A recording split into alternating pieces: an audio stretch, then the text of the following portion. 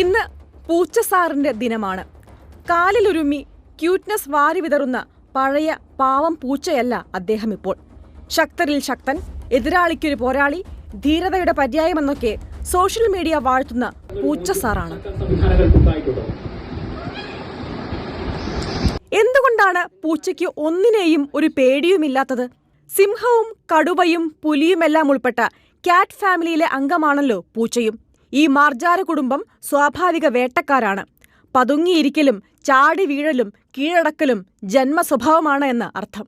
എന്തിന്, ആ വലിയ മൃഗങ്ങൾ കാട്ടിൽ ചെയ്യുന്നതുപോലെ തന്റെ ടെറിറ്ററി മാർക്കിംഗ് പോലും പൂച്ചയും ചെയ്യാറുണ്ട്. കണ്ടിട്ടില്ലേ, വീട്ടിലെ മേശയിലും സോഫയിലും നിർത്തിയിട്ട ബൈക്കിന്റെ സീറ്റിലുമെല്ലാം നഖത്തിന്റെ പാടുകൾ.